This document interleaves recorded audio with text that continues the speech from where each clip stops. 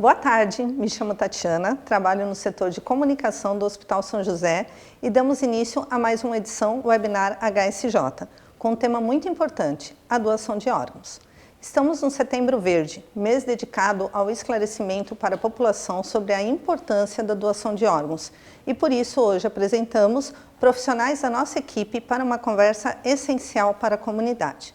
Para fazer a abertura desse webinar, convido o Dr. Manuel Tassinari, médico intensivista do HSJ. Boa tarde, doutor. Boa tarde, Tati. O doutor pode nos falar um pouco mais sobre a importância de termos esse processo de doação aqui no Hospital São José?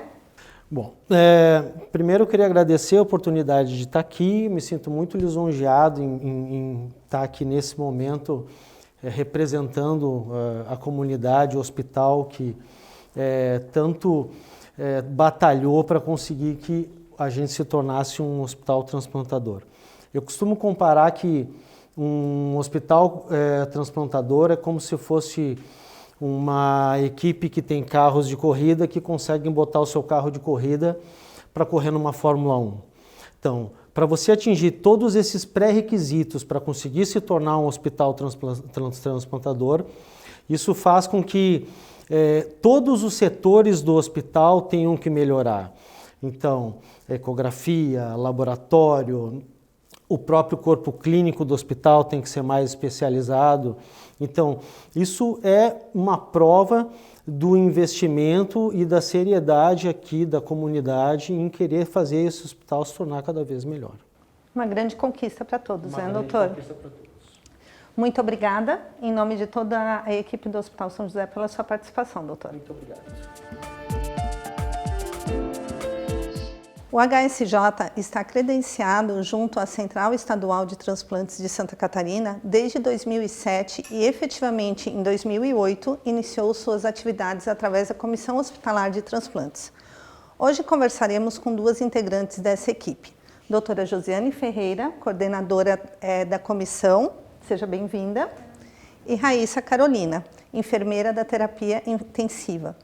Doutora Josiane, o que é morte encefálica? Olá, Tati, Raíssa, boa tarde a todos. Então, o que é morte encefálica? A morte encefálica é uma situação irreversível, definitiva da perda das funções do cérebro, quando o cérebro ele está morto. O cérebro é muito importante para funções vitais do nosso corpo. Controle de temperatura, pressão sanguínea, nossa respiração e alguns reflexos protetores. Quando o cérebro morre, é questão de minutos para todo o nosso corpo entrar em colapso. Tá? Então, dessa maneira, clínica e legalmente, quando é feito o diagnóstico de morte encefálica, considera o óbito do paciente. O que é diferente do estado do coma, onde o paciente mantém reflexos preservados, mantém atividade cerebral preservada, mesmo que numa atividade reduzida, mas ele ainda mantém reflexos protetores, o controle da temperatura, a respiração dele é espontânea, então é diferente da situação da morte encefálica. Muito bem. Raíssa, é possível doar órgãos em vida? Sim, Tati. Existem dois tipos de doador. Existe o doador falecido, que é a condição que o paciente vem a evoluir, né, com a morte, pela morte encefálica, com o diagnóstico de morte encefálica, e o doador vivo, que é quando as pessoas doam uma parte, né, do fígado, ou uma parte do seu pulmão, ou um rim a um familiar que está listado, que está em fila de espera. Essa doação ela pode ser feita por familiar consanguíneo até 4º grau, com compatibilidade de peso, altura e tipo sanguíneo. Quando a gente fala da doação entre pessoas, entre vivos, né, que a gente chama, mas que não há laço consanguíneo, nesse caso precisa de uma autorização judicial. Né? A família, as pessoas que estão pleiteando a parte do processo, juntamente com a equipe médica, entram na justiça e pedem uma autorização. Né, no caso, que não é necessária para quando a gente faz essa doação entre vivos, mas que tem laços familiares. Uhum. E eu acho que uma informação que é bem importante é quantas pessoas podem ser beneficiadas com um só doador? Olha, quando a família opta pela doação, a gente encaminha a documentação toda do paciente para a Central Estadual de Transplantes para que eles possam rodar a fila de espera. Eles procuram na fila os receptores mais compatíveis com peso, altura e tipo sanguíneo desse doador. a doação é muito individualizada, então só é efetivamente doado um órgão que tem um receptor, né, que tem alguém que vai receber.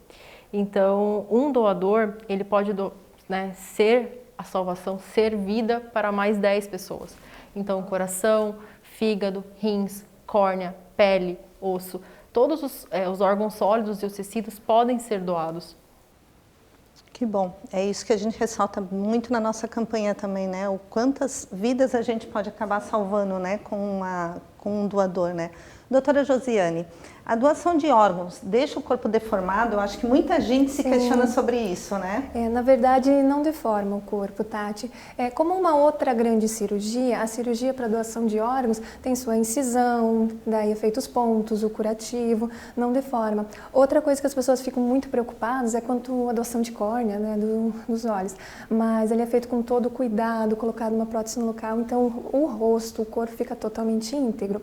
E a parte de velório na sequência, da mesma maneira, da forma tradicional, é feito pela família. É preciso algum tipo de documento ou registro para ser doador de órgãos? Meninas, vocês podem esclarecer isso, que eu acho que é uma dúvida muito grande de todo mundo, né? Sim, na verdade, legalmente não há nenhum documento que te fale se é doador ou não. Há um tempo atrás saiu em algumas identidades, doador, não doador, e isso começou a gerar muita confusão, porque na hora que o paciente, na hora que a pessoa fazia a sua identidade, alguém colocava assim, perguntava, e naquela correria, a pessoa às vezes nem sabia o que era isso, falava não, né? Ou muitas vezes era de praxe já colocar como não doador.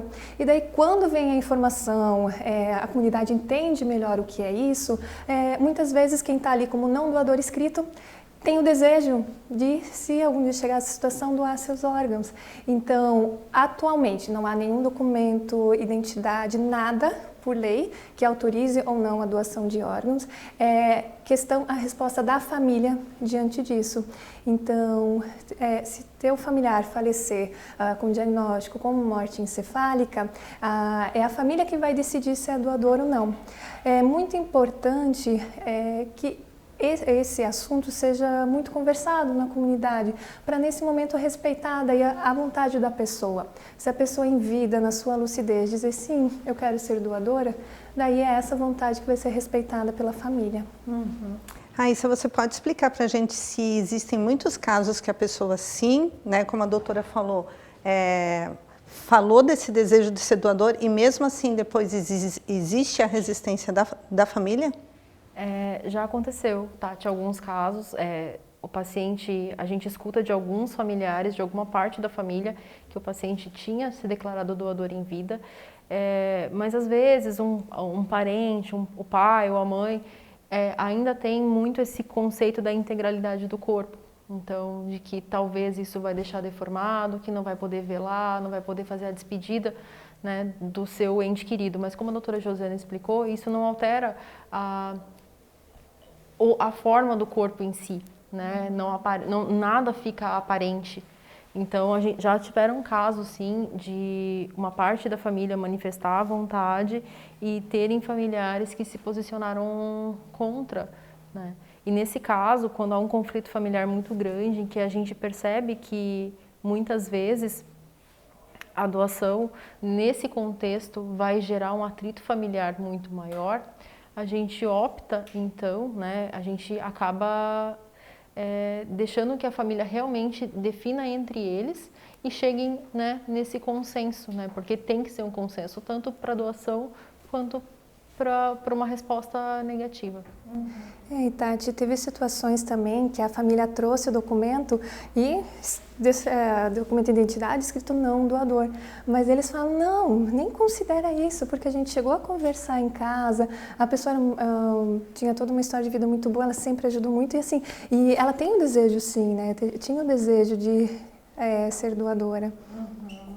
E uma informação também que é bem importante para toda a comunidade é como é que funciona a tal da fila de espera para doação de órgãos, Raíssa.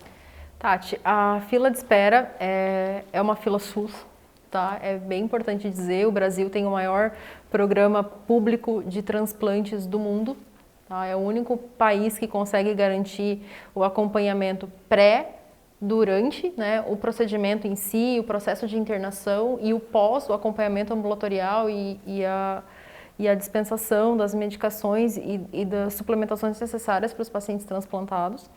Como eu disse, é uma fila SUS, é uma fila gerenciada por uma central estadual, então a partir do momento que a família diz sim para a doação, toda a documentação desse paciente é enviada para a central estadual. Lá, eles vão procurar na fila de espera os receptores mais parecidos com o doador, então não só em tipo sanguíneo, mas em características de peso, altura. A gente até costuma dizer que o doador ele acaba meio que escolhendo o seu receptor, porque as características têm que ser muito próximas. Um fígado de um doador de 1,85 m não caberia no abdômen de uma jovem de 1,60 m. Então, a compatibilidade física é muito importante também. E esse processo todo, ele é, né, em conjunto com a Central Nacional, né, com o Sistema Nacional de Transplantes, o SNT. A fila, os pacientes são ranqueados pela gravidade, então não é quem acabou sendo listado primeiro, mas sim pela gravidade da doença. Então, muitas vezes, os pacientes esperam por anos algum órgão e, às vezes, um paciente que está muito doente é listado e logo já transplanta, né? Então, ao longo desses anos todos, né, que a gente trabalha na comissão, graças ao amor ao próximo que a comunidade aqui da nossa região tem, a gente conseguiu tirar muitas pessoas da fila de espera. Sim, e essa fila, que nem a Raíssa explicou, ela é gerenciada a princípio por cada estado. Então, a partir do momento que a família diz o sim, a gente aciona a central estadual e eles começam a rodar a lista estadual, que são mais próximos. Porque tem órgãos que eles conseguem ficar fora do corpo por mais tempo e tem órgãos que precisam rapidamente encontrar seu receptor. Quando por acaso a gente não consegue listar alguém parecido, encontrar alguém parecido aqui no estado, daí é acionado a Central Nacional. E daí tem todo o trâmite, como que a gente faz para quem está lá na ponta receber o órgão. Então é um serviço muito grande, muito bonito e que no final visa o bem de uma pessoa, de devolver qualidade de vida, devolver muitas vezes a vida, né, para as pessoas. Muitas vezes a gente precisa de apoio, né? As centrais estaduais, não digo só por Santa Catarina, mas as 27 centrais estaduais, mais o Distrito Federal, precisam de apoio. Então, Polícia Militar, SAMU, Força Aérea, então todo mundo ajuda como pode. Então, fazendo um transporte mais rápido, abrindo caminho para que um carro consiga chegar mais rápido ao aeroporto. E daí, essa que é a importância do sim, que imagine quantas vezes a gente vai que nem um coração, 4 horas. E se a gente não encontra ninguém no estado e alguém lá do outro lado do país. Então, quanto mais a população entender o que é a doação de órgãos, as pessoas da fila de espera, isso ajuda muita gente. Que a partir do momento que assim está todo mundo sereno, entende o que é o processo, entende que da maneira que é feito o diagnóstico, que é tudo muito sério, são pessoas treinadas, é algo que é uma equipe multi que faz isso para não gerar dúvidas. A gente sempre conversa com a família durante todo o processo, porque a gente fala dos diagnósticos mais importantes da medicina, a gente está dizendo se a pessoa está viva ou está morta. Então, é algo que todo mundo tem que ser treinado, não pode haver nada de erro no processo e no final, quando a gente faz todo esse processo, daí lá na ponta tem o receptor, realmente a gente muda totalmente a vida de alguém. Então, eu acho que por isso que a nossa campanha, a gente trabalha tão fortemente com a hashtag Eu Digo Sim, né? Para você deixar isso muito claro, né? Para as pessoas que você ama, que sim, você gostaria muito de ser doador, né? Então, assim, agradeço a participação de vocês, doutora Raíssa, e todos que nos acompanharam até aqui. Em outubro teremos mais um tema muito importante, que é o AVC. Aguardem. Um abraço.